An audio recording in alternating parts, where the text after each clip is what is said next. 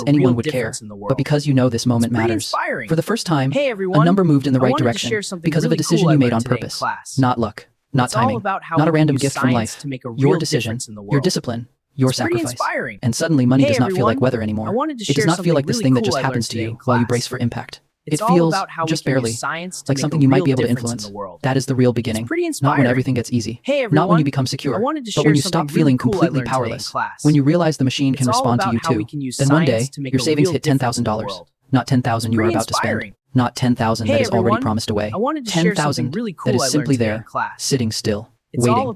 You open your banking app over and over again. But this time, not because you are scared something bounced. Because you cannot quite believe the number belongs to you. If you have never had real savings before, that first 5-figure balance feels wildly disproportionate to the actual amount. It feels bigger than it is, heavier than it is, almost sacred. You are not rich. You are not free. You are still one serious problem away from trouble. But psychologically, something changes. Because when you have spent years living on the edge, the first moment of real cushion does not feel like math. It feels like identity, like you have crossed an invisible border into a version of yourself you were not sure you could ever become. You still worry. You still refresh. You still think defensively. But now, there is a second feeling underneath the fear. Possibility. For the first time, you are not only trying to stop life from collapsing, you are beginning to build something. And that distinction matters more than most people realize. Soon after that, you start asking a different question. Not just,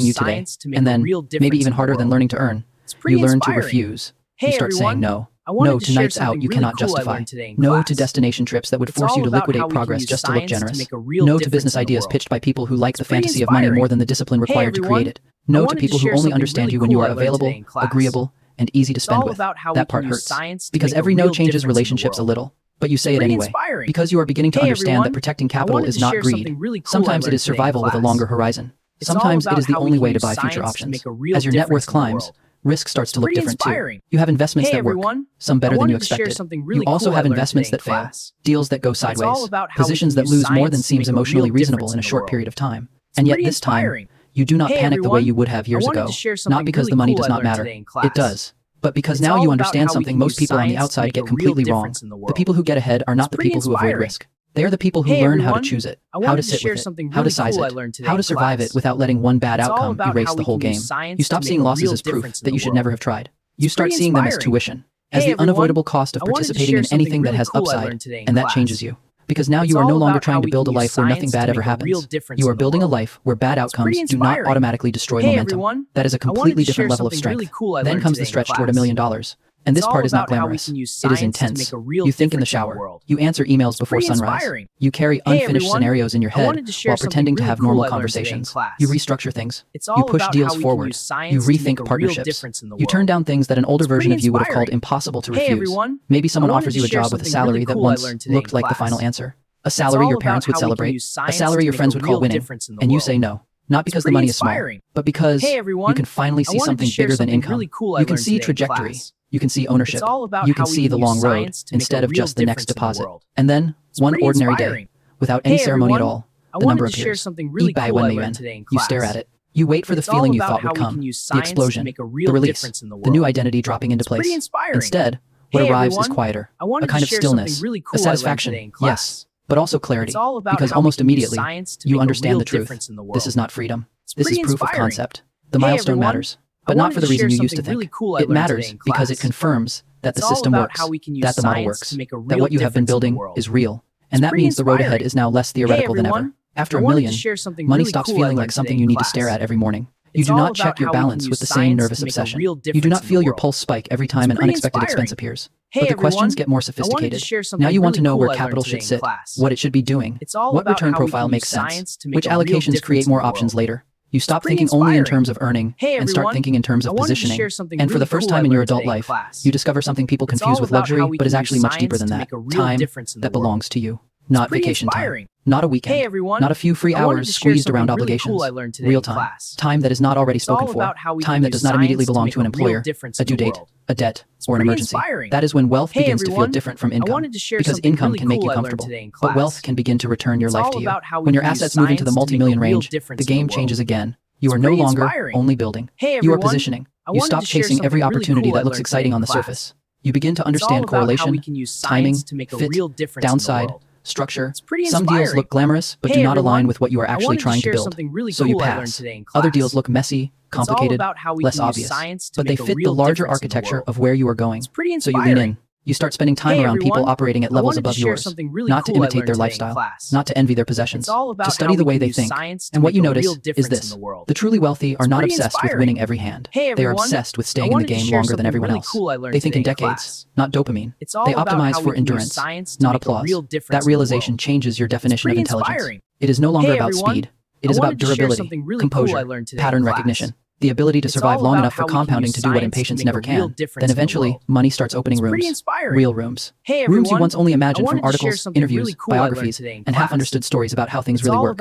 Now you are in them. Not as decoration, not as a courtesy invite, but because you actually bring something useful to the table. Capital, judgment, experience, pattern recognition, the ability to see around corners before the crowd arrives. At this stage, reputation starts becoming a financial instrument of its own. Your name starts carrying signal. Your presence in a deal changes how other people interpret the deal. You realize that at higher levels, money does not only buy access, it compounds trust, visibility, credibility, and momentum. And that is a different kind of power, quieter than status, more durable than attention. Because now the value is not only in what you own, it is in what your involvement means. But the farther you go, the more you discover that wealth has shadows too. There are decisions that make perfect sense on paper and still leave damage behind them. A company restructures, margins improve, your position appreciates, and somewhere behind those cleaner numbers are people whose lives got harder so the chart could look better. Years ago, maybe you would have reacted with shock, maybe anger, maybe moral certainty. Now, the response is stranger, less dramatic. You look at the cap table, the incentives, the structure, the long-term implications. You keep holding. And what unsettles you is not that you became evil. It is that the distance between your decision and its human consequences has grown so large that your emotions can no longer keep pace with the numbers.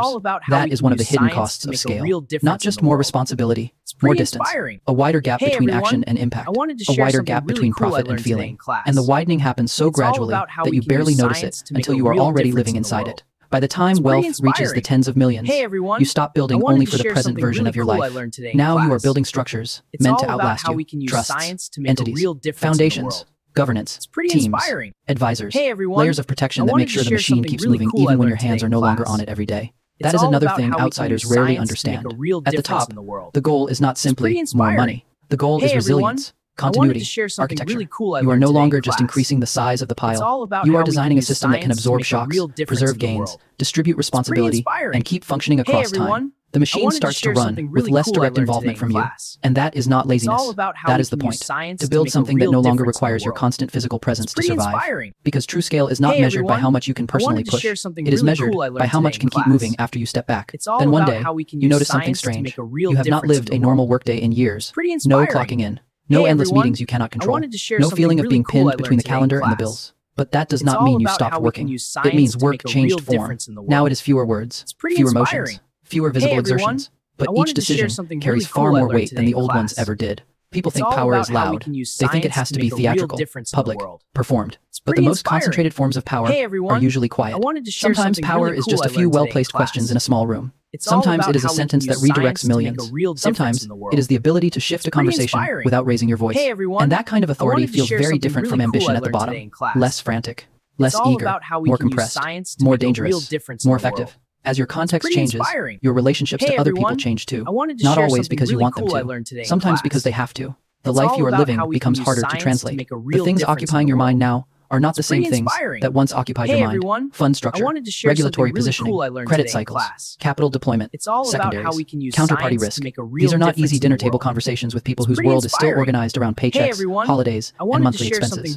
So the distance grows, not always emotionally, sometimes linguistically. The shared frame gets thinner. The common reference points begin to disappear. And that is what isolation at higher levels often feels like.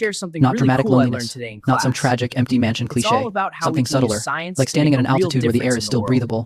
But fewer and fewer people around you can actually see what you are seeing. You are not better than them, but your context has become harder to translate, and that has a cost. Eventually, money changes, meaning one last time. It stops being a measurement of your worth. At some point, another 10 million does not make you a more meaningful human being. It does not answer the deepest questions. It does not settle identity. What it does measure now is reach. How far your decisions travel, what kinds of doors you can open, what kinds of institutions you can influence, what kinds of people, projects, ideas, or outcomes you can protect, accelerate, or reshape. Giving changes too. It no longer feels like performance, or guilt, or branding. It becomes one of the few remaining uses of money that still feels fully human. Because when everything is abundant, meaning becomes the scarce thing. And one of the last ways money can still feel emotionally real is when it touches something beyond your own expansion. When it helps, when it shields, when it changes the trajectory of someone or something outside your own reflection. And by then, your time horizon has changed almost beyond recognition. You do not think in months. You barely think in quarters. You do not even think primarily in years. You think in cycles, demographic cycles, infrastructure cycles, policy cycles. Credit cycles. You look for the slow forces moving underneath the visible world. You position ahead of them when you can. You miss sometimes, of course. Everyone misses. But mistakes at this level no longer carry the same existential violence they did when you had $983 in the bank. Back then, being wrong could mean fear, instability, embarrassment, falling behind on something you could not afford to fall behind on.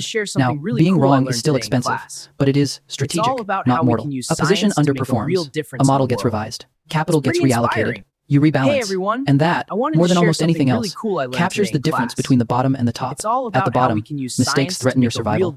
At the top, mistakes mostly threaten your efficiency. That is not just a difference in money. It is a difference in the texture of life itself. And somewhere in this city right now, there is still a young person standing in line at a grocery store, opening a banking app and seeing $983 on the screen. They put the good coffee back. They choose the cheaper one. They tell themselves, this month will somehow work out like the last one did. They think this is a story about making more money.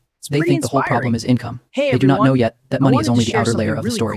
The deeper story is what money changes in you while you chase it. The habits it forces, the fears it reveals, the patience it demands, the relationships it strains, the parts of you it sharpens, the parts of you it hardens, the distance it creates between who you were at the beginning and who you have to become if you keep going. Money compounds, assets compound, reputation compounds, reach compounds, but so do sacrifice, detachment, discipline, ambition, and cost. That is the part no one fully understands at the start. That the number grows, yes, but the person grows into something else too. And every version of that life, every level of it, every form of it, begins the same way. With a number that feels too small, a room that feels too tight, a screen glowing in the dark, and a person who has no idea yet how much of themselves this journey is going to ask for.